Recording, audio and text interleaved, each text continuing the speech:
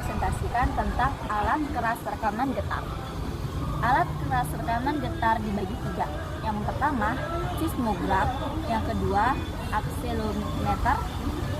Yang ketiga adalah software MATLAB. Yang pertama, seismograf. Seismograf adalah sebuah perangkat yang mengukur dan mencatat besarnya gempa bumi. Pada prinsipnya, seismograf terdiri dari gantungan pemberat dan ujung lancip seperti pensil. Dengan begitu, dapat diketahui kekuatan dan arah gempa lewat gambaran gerakan bumi yang dicatat dalam bentuk seismogram. Yang kedua, akselerometer. Akselerometer adalah sensor yang digunakan untuk mengukur percepatan suatu objek. Akselerometer mengukur percepatan dinamik dan statik. Pengukuran dinamik adalah pada objek bergerak, sedangkan pengukuran statik adalah pengukuran terhadap gravitasi bumi untuk mengukur kemiringan titik. Saya pemateri kedua akan membahas tentang alat perekam gempa seismograf. Seismograf adalah sebuah perangkat yang mengukur dan mencatat besarnya gempa bumi. Pada prinsipnya, seismograf terdiri dari gantungan pemberat dan ujung lancip seperti pensil. Dengan begitu, dapat diketahui kekuatan dan arah gempa lewat gambaran gerakan bumi yang dicatat dalam bentuk seismogram.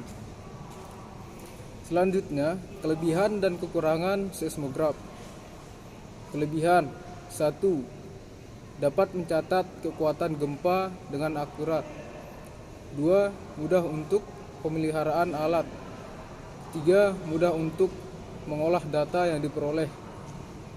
Selanjutnya, kekurangan seismograf. Pertama, tidak dapat mendeteksi datangnya gempa. Yang kedua, hanya bisa mengukur kekuatan gempa dengan skala besar. Yang ketiga, tidak bisa mengukur kekuatan gempa skala kecil.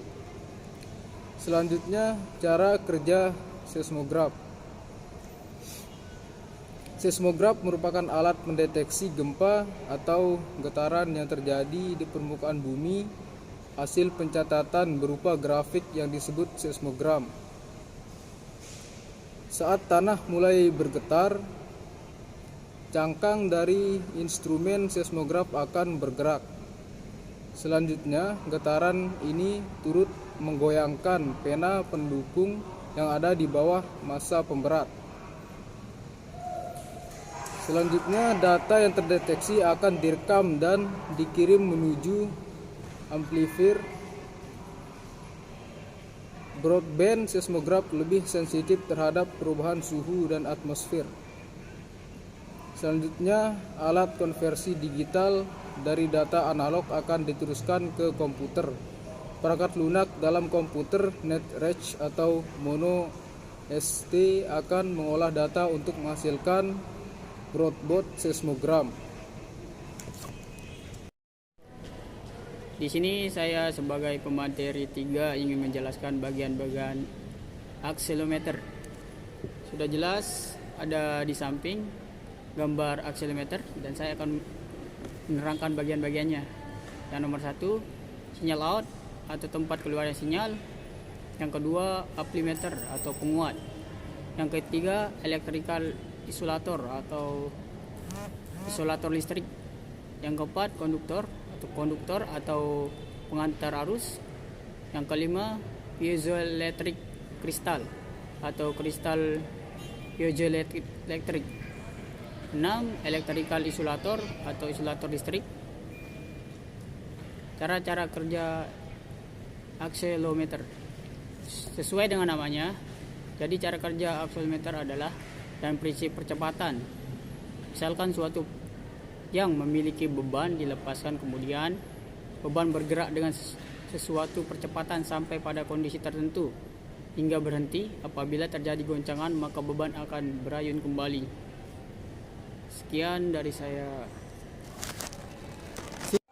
Baik, saya akan melanjutkan materi tentang software MATLAB. MATLAB merupakan software pemrograman dan analisis yang banyak digunakan dalam sebuah area penerapan matematika maupun penelitian dalam universitas atau industri. Dengan MATLAB, maka perhitungan matematik yang rumit dapat diimplementasikan dalam program dengan lebih mudah. Kesimpulan dari materi di atas dapat disimpulkan bahwa dengan adanya alat-alat perekam getaran gempa bumi ini, kita dapat lebih mudah mengetahui besarnya kekuatan gempa atau getaran pada permukaan tanah. Menganalisis dan mengolah data numerik, MATLAB dan alat ini tentu bisa juga untuk mengatur percepatan objek. Saran dari kelompok kami untuk lebih memperbaiki dan menyempurnakan kinerja dari alat ini, maka perlu disarankan untuk menggunakan kondisi nyata sebaiknya dilakukan kolaborasi dahulu dengan seismograf ataupun BMKG.